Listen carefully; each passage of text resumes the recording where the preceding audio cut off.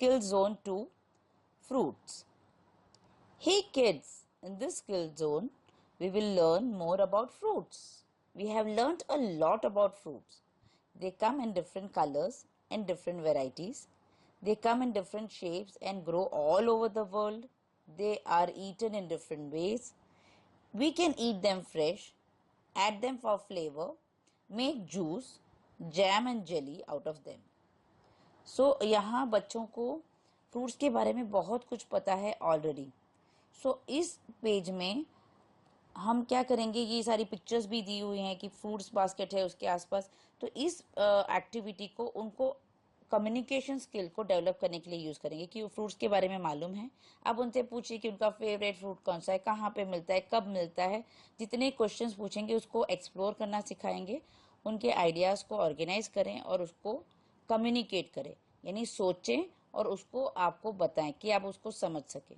Okay, सो fruits के बारे में मालूम है तो उसको ऐसे ही जाने नहीं देना है, बट यूज दिस एक्टिविटी और this page to open up a conversation with your child and allow them to speak and interact with them. So happy interaction time. The big fruit family. There are many kinds of fruits, big and small, sweet and dry, juicy and non-juicy. बहुत ही सारे तरह के fruits हैं. उसका classification हम उनको सिखा रहे हैं. दे ऑलरेडी नो कि ये कौन सा फ्रूट है, उनका नाम वो जानते होंगे, पर उसको फर्दर क्लासिफाई कि बिग है कि स्मॉल है, स्वीट है, ड्राई फ्रूट है, जूसी है या नॉन जूसी है, उस बारे में थोड़ा और सोचे और एक्सप्लोर करें. अब यहाँ पे थोड़े समर फ्रूट्स और विंटर फ्रूट्स दिए हुए हैं, वो हम क्विकली देख लेते हैं. Musk melon, mango, watermelon, pineapple, chiku are the summer fruits. And winter fruits are orange, grapes, strawberry, apple, guava. And there are some fruits that comes on all the seasons. So some fruits come in all the seasons. कुछ fruits ऐसे हैं जो हमें हर season में available है. Find out कीजिए भाई वो फ्रूट्स कौन से हैं, एक्सप्लोर करके देखिए और उनसे ही पूछिए कि अपन let's find out which are the fruits which we get all through the year. Okay, so enjoy the exploring and talk about it. Allow the child to speak about what he knows about fruits. Here the activity is tick your favorite fruits and say why do you like it. यहाँ बहुत सारे fruits के pictures हैं, उनको पहले बोलिए कि इसका नाम बताएं.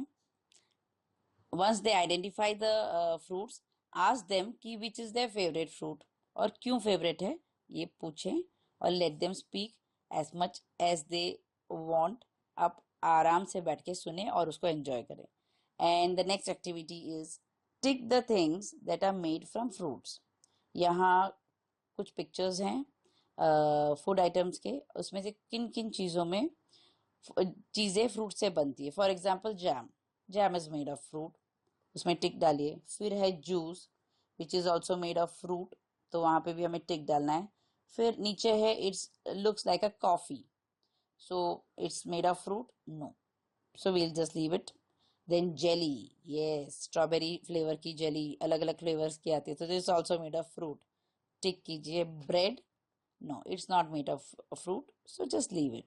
सो ask the child to do this activity independently and tell why they have ticked and speak more about that particular food item, whether they like, they don't like. So again use this activity to interact with them and teach them how to organize their ideas and speak. अपने ideas को कैसे वो कैसे सोचते हैं और उसको किस तरह से बोलते हैं, इस एक्टिविटी से उसको उस स्किल को डेवलप करने की हम कोशिश करेंगे. So enjoy the activity. The activity is tick the fruits with many seeds. यानी यहाँ कुछ फ्रूट्स के पिक्चर दिए और जिस फ्रूट में बहुत सारे सीड्स होते हैं उस फ्रूट को हमें टिक करना है. तो यहाँ जो पिक्चर्स दिए हैं वाटरमेलन, वाटरमेलन में बहुत सारे सीड्स होते हैं तो उसको टिक करते हैं.